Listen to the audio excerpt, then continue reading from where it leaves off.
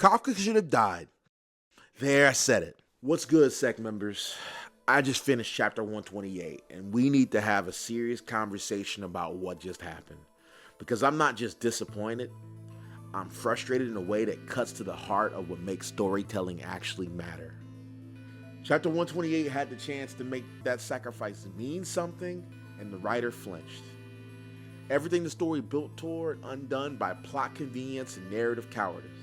Look, let me start with what this series did right, because that makes this betrayal sting even more.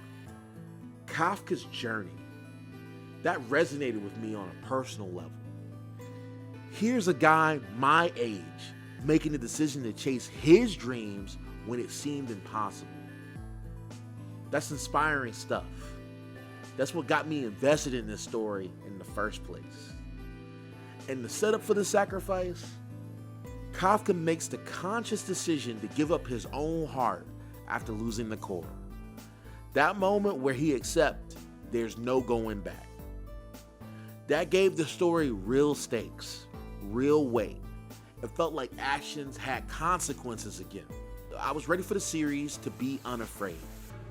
Ready for it to let the MC die a hero. But no. Chapter 128 happens. And suddenly, all of that built tension gets deflated by what I can only call pure, unadulterated cowardice. The writer had a chance to follow through on the sacrifice they'd been building toward. They folded like old towels.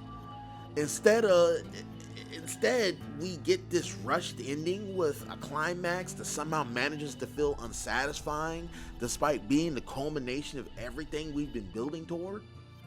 The big sacrifice gets deferred through some convenient new type nonsense. We get soul vestige hand waving that feels like something straight out of My Hero Academia, but with even less build up somehow. And why? Because the MC must be entrusted to ensure the safety of the chief's daughter and rebuild the world. It's feel good for the sake of feel good. The writer is a coward. And once again, like everything on manga and anime tube, it somehow goes back to Naruto. Here's what gets me cooking, right? Grinds my gears. And this is bigger than just this one manga. This exact same betrayal happens in Naruto, and it still pisses me off. Let me tell you about the 8 Gate. This wasn't some throwaway power-up. This was built up for years. We learned that opening all 8 gates gives you ultimate power at the cost of your life. It's the ultimate technique, the final gambit, the price you pay when there's no other choice. And Might Guy was perfect for it. The man who believed that hard work could overcome any genius, who trained and lived his life by that motto, inspired by his father who died using the technique, a Genin using the technique to defeat the swordsman in the mist, the 7 swordsmen. He embodied the idea that dedication and sacrifice could triumph over anything.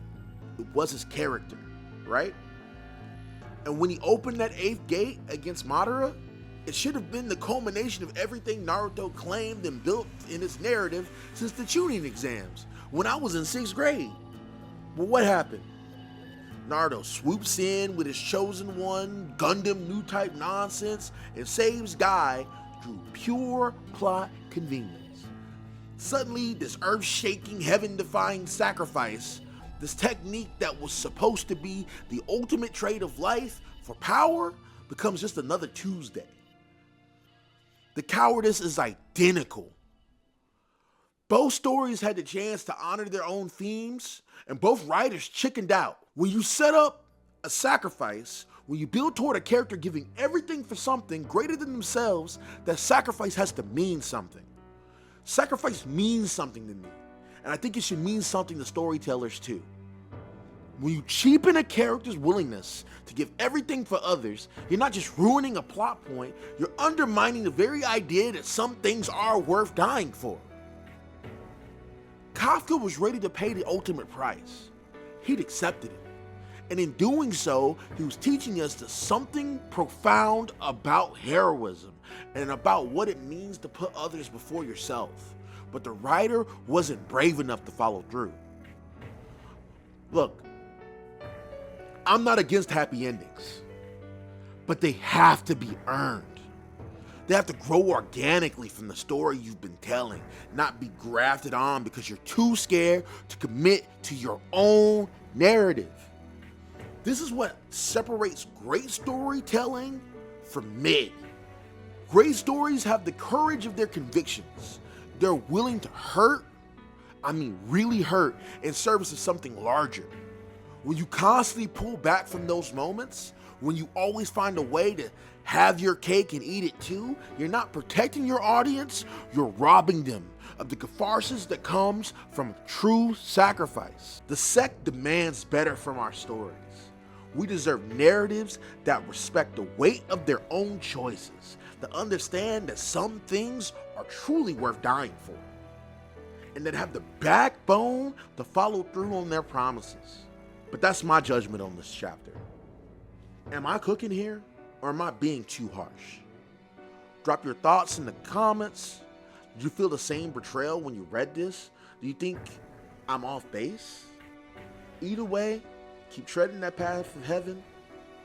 Peace. How's it going, guys? Editor Stefan here really quickly. Since this video has been in the editing chamber, the series has ended now, and it was requested of me by young Richard himself to let you guys know that the ending has come out since then, and the ending is definitely ass. Y'all have a good one.